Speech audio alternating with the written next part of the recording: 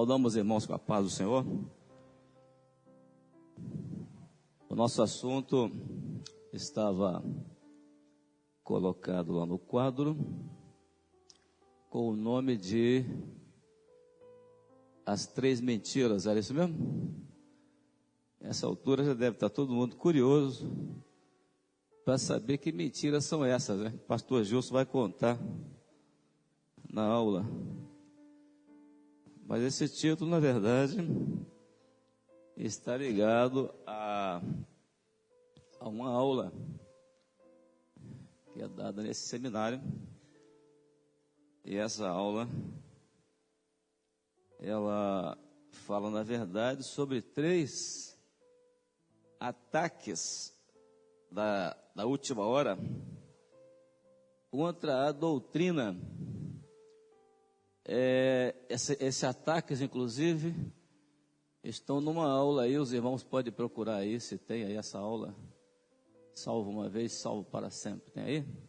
Então vamos lá, vamos mostrar o primeiro quadrinho, para os irmãos tirarem aqui a matéria, a curiosidade, e nós vamos já abrir a palavra do Senhor para ler. Eu queria abrir em Colossenses, capítulo 2, verso 8, que é a base do nosso assunto. Salvo uma vez, salvo para sempre. Tem isso aí? Já acharam? Lá fala Efésios, né? Efésios 2, 8. Mas vamos ler Colossenses 2, 8. Colossenses 2, 8. E diz assim: tende cuidado para que ninguém vos faça presa sua, por meio de filosofias e vãs sutilezas, segundo a tradição dos homens, segundo os rudimentos do mundo e não segundo Cristo. Palavras de Paulo. E Efésios 2, verso 8. Efésios 2, 8, a palavra diz: pela graça sois salvos por meio da fé, e isto não vem de vós, é dom de Deus. Muito bem. A nossa grande preocupação hoje, dentro do cristianismo dominante, se não conseguiu achar, eu tenho aqui. Achou não? Pastor, entrega para eles lá. Eu já ando prevenido aqui nessa classe. Pronto. Vê se essa aí serve. Atualmente, nessa hora, nesse momento em que a apostasia é tão dominante dentro do mundo cristão, é preciso que o crente esteja firmemente advertido com relação a essas 3 mentiras. Estão aqui, 3 grandes ataques da última hora contra a doutrina. Aparece aqui embaixo? Não, né? Aqui embaixo. Lá fora está aparecendo, né? Tá, aqui, chegou. Então, o primeiro grande ataque é aquilo que se prega na tradição religiosa. Você está salvo uma vez, está salvo para sempre. O segundo é o ataque da acomodação na vida espiritual, que consiste em que o crente, ele pode se acomodar, sim, na fé, que uma vez que ele está salvo para sempre. Então ele está debaixo da graça. A graça passou a ser banalizada ou humanizada. Uma vez que você está debaixo da graça, você está livre para fazer o que você quiser. Então é usar a graça para estar livre para pecar. Então você está debaixo da graça. Você pode estar com a Bíblia numa mão e o maço de cigarro na outra mão, sem nenhum problema, porque tudo está debaixo da graça. No final, vai todo mundo para o céu. Essa é a segunda mentira. E a terceira, a questão de anulação, ou seja, anula ou anular o preparo da igreja para o arrebatamento. O que significa isso? Você não precisa se preparar para o arrebatamento, porque Jesus vai vir, vai buscar a igreja e depois ele volta para te buscar, porque você é o crente que ficou. Então os crentes que ficaram, ele vai voltar depois para buscar numa segunda oportunidade. Então essas três mentiras, ou seja, são três grandes ataques nessa última hora contra a doutrina verdadeira.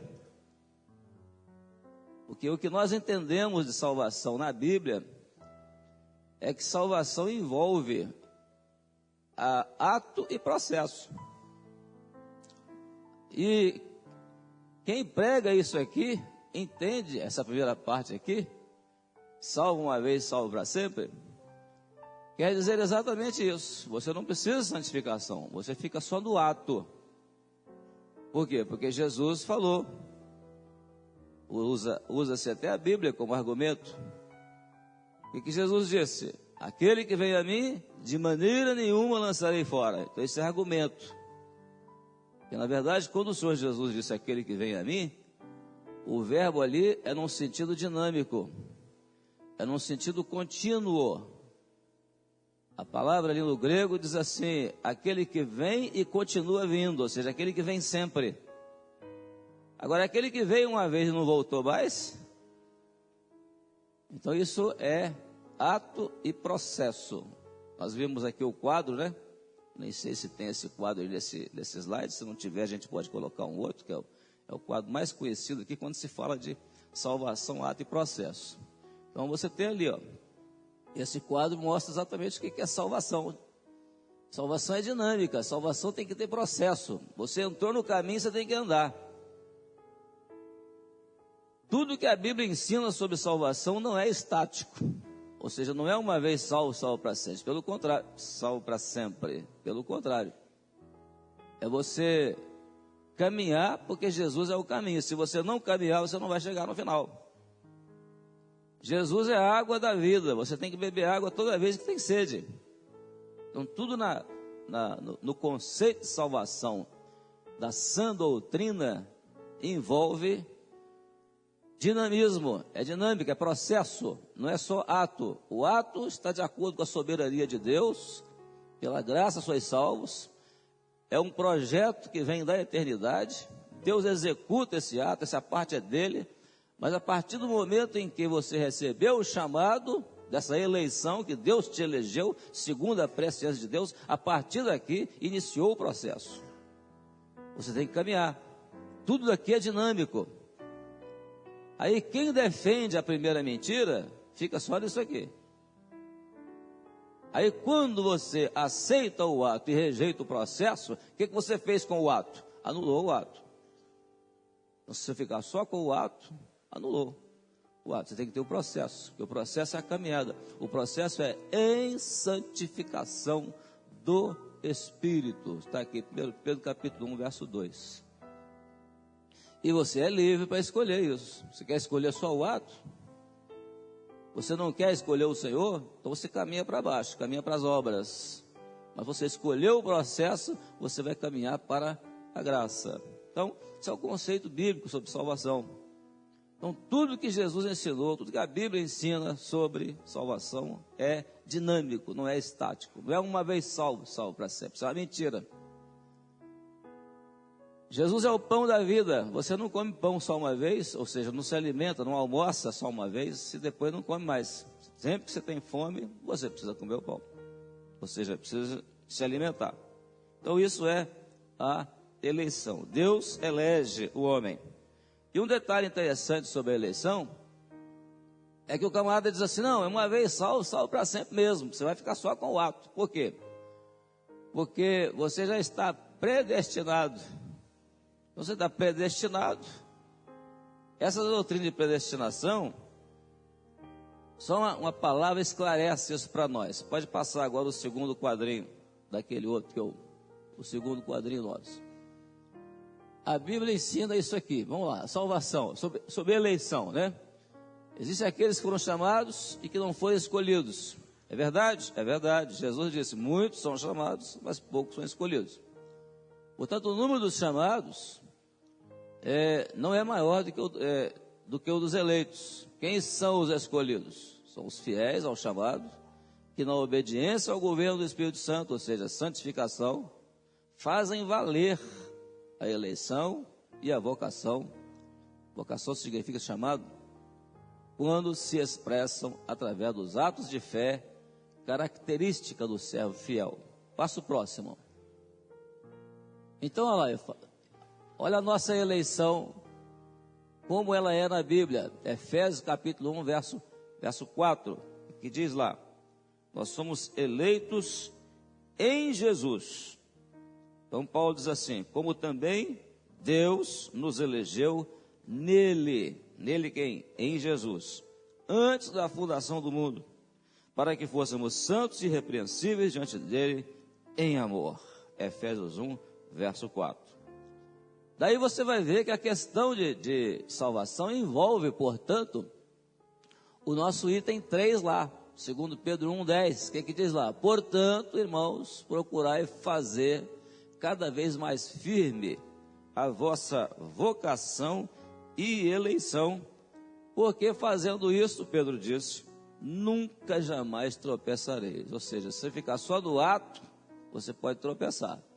Mas se você procurar fazer valer, né, ou fazer cada dia mais firme a sua vocação, ou seja, o seu chamado, o Senhor te chamou, e a sua eleição, Deus te elegeu desde a fundação do mundo, você fazendo isso nunca, jamais tropeçará. Então isso envolve, esse conhecimento é necessário para nós aqui hoje, nesse 7º período, é a condição, depois do chamado, ela está na obediência do homem ao governo do Espírito Santo, ou seja, a direção do Espírito Santo.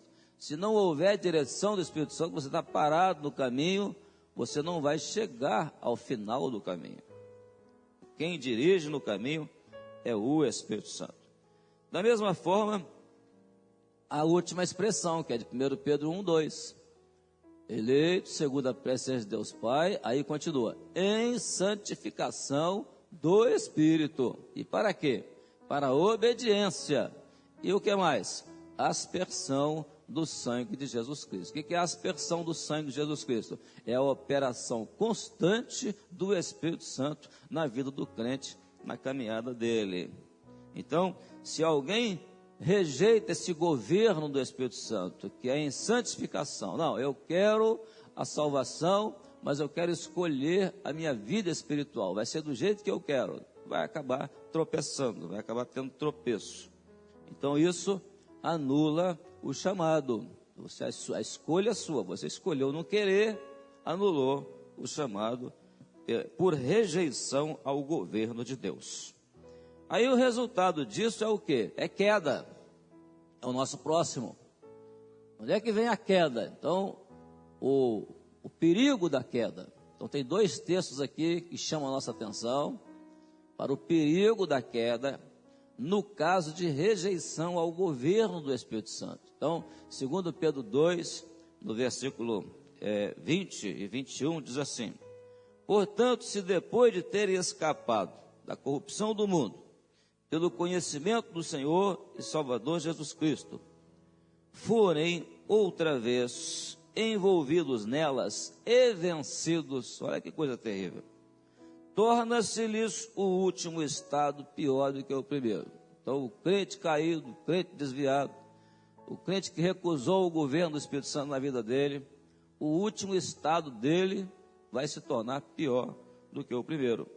Aí o verso 21 diz assim, porque melhor lhes fora não conhecerem o caminho da justiça, do que, conhecendo-o, desviarem-se do santo mandamento que lhes foi dado. E a carta aos Hebreus confirma isso no capítulo 6, verso 4 a 6. A primeira expressão que a carta aos Hebreus usa para poder definir essa questão de rejeição ao governo do Espírito Santo, ela começa com a palavra impossível. Pode conferir lá, Hebreus capítulo 6. Porque é impossível que os que já foram iluminados e provaram o dom celestial e se fizeram participantes do Espírito Santo e provaram a boa palavra de Deus e as virtudes do século futuro e recaíram, é impossível que sejam outra vez renovados para arrependimento, pois assim, quanto a eles, de novo crucificaram o Filho de Deus. Então essa expressão ainda diz assim, e o expõem ao vitupério. Então o crente passa a ser motivo de escárnio, desviou-se, ele passa a ser motivo de expor o Senhor ao vitupério. Vitupério significa ato vergonhoso. Então é vergonhoso ver o crente desviado do caminho dele, da conduta dele. E o texto diz que é impossível. Por que é impossível? Porque arrependimento só existe um. Não existe dois arrependimentos. Arrependimento, confissão de pecados, salvação em Jesus é uma vez só. Isso não tem como ser duas vezes. Então, é realmente a questão de rejeição ao chamado, rejeição à salvação, ao governo do Espírito Santo, é um assunto muito sério para nós aqui que estamos fazendo o 7º período de seminário. Acordamos hoje 6:30 da manhã para estar aqui nessa aula. Mas é motivo de clamarmos ao Senhor. Agora, há também a preocupação na caminhada, como nós vimos o quadro, né? Então, você escolheu caminhar, escolheu a santificação.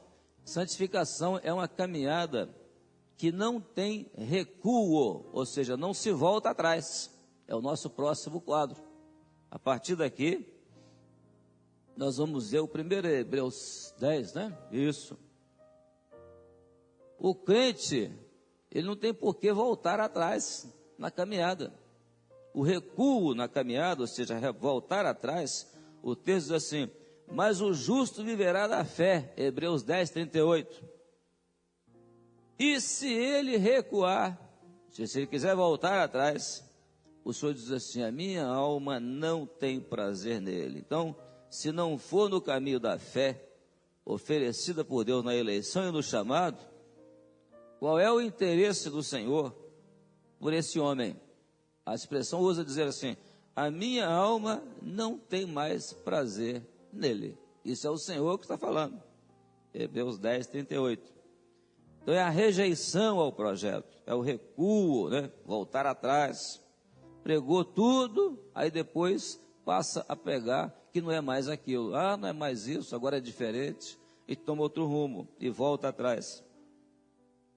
A carta aos Gálatas, no capítulo 1, verso 8 e até o verso 10, o apóstolo Paulo chega ao ponto de dizer que o caminho da salvação é um caminho tão sem retorno, quer dizer, não tem motivo para o crente recuar nesse caminho, que ele chega a dizer para os irmãos da Galácia, mas irmãos, ainda que nós mesmos, ou um anjo do céu, vos anuncie outro evangelho, além daquele que vos tenho anunciado, que esse evangelho seja anátema, ou seja, maldito. O que é maldito? É aquilo que contradita ou contraria o que foi dito. O que foi dito foi o evangelho que Paulo levou para eles. Aquele evangelho que depois ele escreve aos Coríntios, dizendo, quando eu vim até a vós, irmãos, eu não vim com a minha palavra e a minha pregação não consistiu em palavras persuasivas de sabedoria humana, mas em demonstração de espírito e poder. Então, demonstração de espírito e poder, evangelho de experiência, para depois o pregador chegar e dizer que não é mais isso, não é bem assim, não é mais isso, mudou, o projeto mudou. Então, o apóstolo Paulo faz questão de especificar isso, ainda que nós mesmos, se eu chegar aqui para vocês, pregar outra coisa, que não seja aquilo que eu preguei, anunciado pelo Senhor, que eu recebi do Senhor e também vos ensinei, vocês não considerem isso, não acreditem nisso. Foi a expressão de Paulo. Depois ele mesmo continua dizendo, né, porque persuado eu agora a homens ou a Deus? Ou procuro agradar a homens? E ele conclui dizendo, se tivesse ainda agradando aos homens, Paulo disse assim, eu não seria servo de Cristo. E às vezes agradar a homens é muito fácil, né? Chegar aqui e dizer, irmãos, está tudo bem, está todo mundo perdoado, todo mundo vai para o céu, mas não é isso. A verdade da palavra nós temos que saber ouvi-la para nos prevenirmos, né, e estarmos preparados. A esses irmãos da Galácia, que Paulo escreve para chamar a atenção deles quanto a alguns desvios que eles estavam fazendo da palavra, e desvios exatamente doutrinários, porque o desvio que eles estavam fazendo da doutrina era um desvio que tratava-se de uma doutrina já estabelecida lá em Atos capítulo 15, que a salvação não é pelas obras da lei, mas a salvação é pela graça do Senhor Jesus. Atos 15, verso 11, está lá escrito. Agora os irmãos da Galácia pregando um outro evangelho. Aí Paulo então escreve na carta, ao capítulo 5 agora, né, verso 4, ele diz assim, olha, separados estáis de Cristo, vós os que vos justificais pela lei, quer dizer, pelas obras da lei. Aí Paulo diz, da graça tendes caído. Justificou pelas obras da lei, ou as obras, né? Salvação pelas obras, é cair da graça. É aceitar o convite, o chamado, mas voltar para um projeto, que é um projeto de queda. Projeto meramente religioso. Abandonar a graça é anular a eleição, porque a salvação é pela graça. Então, se eu abandono a graça e entro para as obras, eu automaticamente anulo. É anular a salvação. Isso é livre-arbítrio. Quer fazer isso? Pode fazer. É livre-arbítrio, se quiser fazer isso. E aí, vem outros textos, de pessoas, inclusive, que andaram fazendo isso. Foi o caso de Demas. Ele escreve a Timóteo, dizendo, porque Demas me desamparou, amando o presente século. E aí foi para Tessalônica e Dalmácia e outros, né? Então ele voltou para o mundo, ou seja, não quis o governo do Espírito Santo. O mundo foi capaz de governar a vida de Demas. Ele atendeu ao governo do mundo, mas não atendeu ao governo do Espírito Santo. E às vezes é muito comum isso. O ator de cinema governa mais a vida do crente, de certos crentes, do que o Espírito Santo. A atriz também. Então é o governo do Espírito Santo. Se o mundo começar a governar, perde o governo do Espírito Santo. Aí agora nós vamos ver, o nosso próximo quadro fala da parábola das virgens. O que aconteceu no caso da parábola das 10 virgens? Todas as 10 foram convidadas para a festa. Ou seja, muitos são os chamados. Agora houve ali uma rejeição. Qual foi a rejeição? A rejeição foi de 5. Por que elas foram rejeitadas? Porque o Senhor foi mau para com elas? Não. Elas foram rejeitadas porque para elas, na hora da chegada do noivo, elas preferiram continuar na escuridão. Não tinham levado azeite de reserva, era já meia-noite, deu o seu grito, aí vem o esposo. Aquelas que eram prudentes tinham optado por permanecer com a luz, a candeia acesa, o azeite de reserva, permaneceram na revelação até o fim. As outras preferiram na última hora entrar nas trevas, se desviaram do projeto. O projeto era candeia acesa. É por isso que quando a gente fala hoje sobre batismo com o Espírito Santo, nós estamos falando de candeia acesa. Batismo com o Espírito Santo não é fogo na carne, não. Batismo com o Espírito Santo é candeia acesa para o crente estar preparado para o arrebatamento nessa hora de trevas, para ele enxergar aonde está o pecado e se afastar dele, fazer separação entre trevas e luz. Então, o caso das 10 virgens, né? Todas tinham ligação com o dono da festa, todas foram convidadas, todas aceitaram o convite, todas vieram para a festa, mas faltou um aspecto, a obediência, a prudência. Pela falta do óleo, o que aconteceu? Dormiram e continuaram no comodismo, no escuro. Elas tinham vestes especiais dadas pelo dono da festa? Tinham, porque as vestes nupciais eram para identificar os convidados, eram vestes de salvação. Todas eram virgens? Eram, mas o que faltou ali foi a obediência até o fim. E Jesus falou isso: aquele que perseverar fiel até o fim, esse será salvo. Chega na última hora, cadê a candeia acesa? Ele se misturou com as trevas. O noivo veio, olhou no meio da escuridão e só viu o rosto de quem estava com as candeias acesas. Então, o caso das 10 virgens, houve rejeição ali também. Então, os irmãos estarem observando, nós estamos falando do quê? Salvação, ato e processo. Nós estamos falando em salvação pela graça, por meio da fé. Nós não estamos falando de uma graça que nos permite viver no mundo como nós quisermos. Demas se deu mal. As 5 virgens loucas também acabaram sendo rejeitadas. Por que elas foram rejeitadas? Porque elas é que rejeitaram a prudência de levar o azeite de reserva. E aí, a última palavra para elas está no verso 12. Está lá Mateus, capítulo 25, verso 12, na parábola das 10 virgens. Diz assim: em verdade vos digo que vos não conheço. Não vos conheço. E o noivo não ia conhecer mesmo, porque elas estavam com o rosto misturado no meio da escuridão, nas trevas da escuridão da noite. Meus irmãos, o Novo Testamento, ele é muito rico nessa doutrina de salvação, salvação dinâmica, salvação pela graça. Nós vamos ver textos, por exemplo, está aqui, quando Paulo fala a respeito do caminhar na salvação, ele escreve aos Filipenses, no capítulo 3, verso 3, ele fala de uma caminhada que ele não tinha chegado ainda ao ponto final dessa caminhada, não.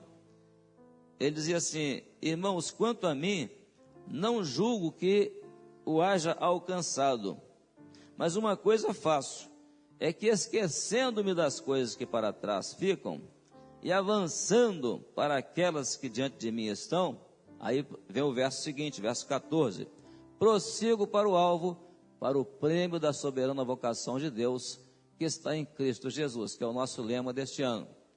Então Paulo fala de uma caminhada que ele não havia ainda completado. Essa caminhada ele iria completar quando? Quando ele recebesse a coroa da vida. Combati o bom combate, acabei a carreira, guardei a fé, agora só me resta, quer dizer, o complemento vai chegar no final, no dia de ele receber o galardão na partida para o encontro com o Senhor. Então, era Paulo falando a sua segurança, ela estaria na fidelidade dele até o fim, né? E esse mesmo Paulo vai falar que a questão de conservação desse propósito de caminhar, de santificação do Espírito Santo, isso tem que existir na vida do crente. Olha o que ele escreve a Timóteo, no capítulo 1, verso 19. Paulo escreve assim: veja, os irmãos, a riqueza do ensino doutrinário sobre salvação no Novo Testamento. Ele diz assim: conservando a fé, Timóteo, e a boa consciência, vírgula, rejeitando a qual alguns fizeram naufrágio na fé.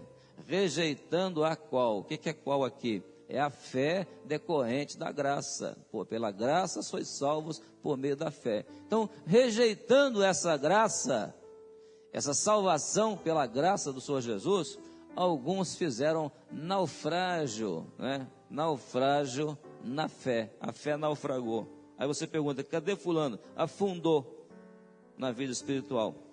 Então, o que acontece esse naufrágio? Esse naufrágio está relacionado àqueles que se desviam que se afastam, que tomam outro rumo. E o desvio da fé, como é que se chama desvio da fé? Como é que é o nome que se dá ao desvio da fé? Apostasia. Então isso é apostasia, se apostataram da fé.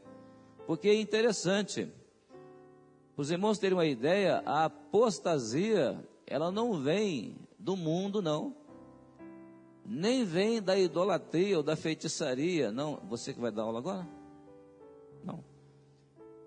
Ela vem da igreja fiel, ou seja, da igreja chamada professa.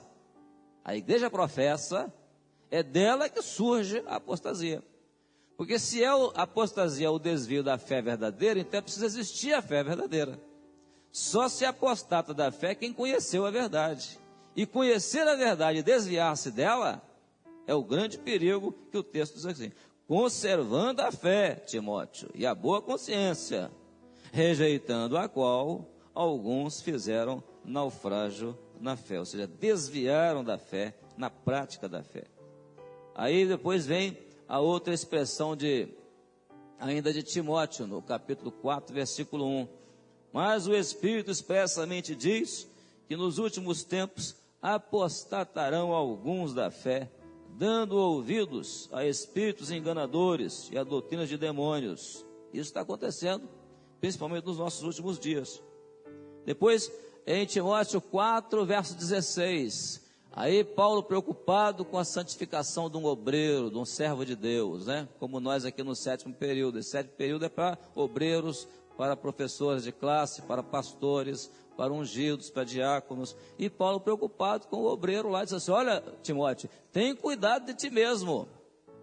Tem cuidado de ti mesmo e da doutrina. Persevera nessas coisas, porque fazendo isso, te salvarás tanto a ti mesmo, como aos que te ouvem. Aqueles que te ouvem lá na classe que você dá aula, para os adolescentes, para as crianças, lá no púlpito onde você prega, não é? Lá no trabalhinho onde você testemunha do Senhor, na visita no lar, eles também possam ser salvos. Então, tenha cuidado de ti mesmo, te salvarás a ti mesmo, como também aos que te ouvem. Então, Paulo vai encontrar na igreja alguns que se desviaram, né? Aí você pergunta, eles foram chamados? Foram. Foram escolhidos? Também foram. Mas não deram ouvido à voz do bom pastor, ou seja, o Espírito Santo dirigindo, dando direção, o governo do Espírito Santo. Não foram obedientes. Então, eles desviaram-se, não tiveram cuidado de si mesmo, não cuidaram da doutrina na vida deles. Estava outro dia maravilhado com a experiência de uma mãe. Ela pegou o CD dos cânticos das crianças, dos louvores das crianças, e ela carrega sempre no carro. Então, na hora que ela coloca o menininho dela no carro para ir para a creche, a primeira coisa que ela faz é ligar o CD. E ele já vai para a escola ouvindo os louvores e vai cantando, e chega na escola e já continua lá cantando para as outras crianças. É o zelo de uma mãe que quer ali conservar a criança no caminho do Senhor. Fiquei maravilhado com aquilo, aquela carona que eu peguei, e eu vi esse gesto dessa mãe. Meus irmãos, o Novo Testamento, nós pegamos aqui agora, por exemplo, João capítulo 10, verso 27. Olha o texto. Ele diz assim: as minhas ovelhas ouvem a minha voz. Então, se a ovelha deixar de ouvir a voz do pastor, não tem outro, ela vai sair do aprisco, ela vai tomar outro rumo. E saindo do aprisco, o que vai acontecer? Ela vai ficar exposta ao urso, ao lobo e ao leão. Mas é livre-arbítrio. Então, onde está a fidelidade da ovelha? A fidelidade está em permanecer no aprisco, né? Não é salvo uma vez, salvo para sempre, mas é a escolha de permanecer no aprisco, porque no aprisco estará sempre ouvindo a voz do bom pastor, do bom pastor. Há uma expressão também, passando adiante, nós já citamos aquela ali, ó, Mateus 25. Vamos passar para Cantares de Salomão. Os irmãos já estudaram o livro de Cantares de Salomão? Quando fala lá pelo capítulo 5 de Cantares de Salomão, falando sobre uma igreja, a igreja que ficou. Qual é a reclamação dela, né? A partir do verso 2, Eu dormia, mas o meu coração velava. Eis a voz do meu amado que estava batendo, né? É a expressão lá. E abre-me, irmã minha, amiga minha, pomba minha imaculada, porque a minha cabeça está cheia do orvalho e meus cabelos cheios da gota da noite. Já despi os meus vestidos, como os tornarei a vestir? Já lavei os meus pés, como os tornarei a sujar? O meu amado meteu a sua mão na fresta da porta, e as minhas entranhas estremeceram por ele. Isso é uma expressão de uma igreja que ficou, uma igreja que não evangelizava mais, porque já calçou os seus sapatos, que não tem mais veste de salvação, porque já vestiu os meus vestidos. Ou seja, como vai tornar, já despiu os vestidos, ou seja, como os tornarei a vestir? E o que é despir os vestidos? É deixar de ter veste de salvação. Então a igreja que não tem mais experiência de salvação, então não tem mais mensagem de salvação. Aí o verso 6 diz assim: busquei o meu amado, mas não o achei, chamei-o e não me respondeu. Então, para os crentes que ficarem, fiquem sabendo que essa aqui ficou, e ficou mesmo, e o amado foi embora e não voltou mais. Então, não acredite nessa mentira, essa terceira mentira. O Mateus capítulo 7, verso 21, para nós encerrarmos aqui, ele diz assim, cadê Mateus 27? Nem todo aquele que me diz Senhor, Senhor, entrará no reino dos céus, mas aquele que faz a vontade do meu Pai que está nos céus. Muitos me dirão naquele dia, Senhor, Senhor, não profetizamos em teu nome não expulsamos demônios, em teu nome não fizemos muitas maravilhas. Então lhe direi abertamente, nunca vos conheci. Apartai-vos de mim, vós que praticais a iniquidade. Então isso é o que? É rejeição à benção. Então são 3 mentiras nessa última hora. A primeira relacionada a uma vez salvo, salvo para sempre. A segunda, você está debaixo da graça. Mas cuidado, você está debaixo da graça, mas você está exercendo a sua fé. E exercer a sua fé é andar na direção do Espírito Santo. E assim como houve rejeições, desvios, apostasia, então o Senhor está preparando uma igreja para permanecer fiel ao Senhor. A igreja fiel está ali nas virgens prudentes, que permaneceram firmes até o fim. A igreja fiel está ali no conselho de Paulo a Timóteo, cuida de ti, da doutrina, e você vai permanecer firme até o fim. Meus irmãos, que o Senhor possa nos abençoar com essa palavra, chamando a nossa atenção para não sermos enganados. A igreja de pé.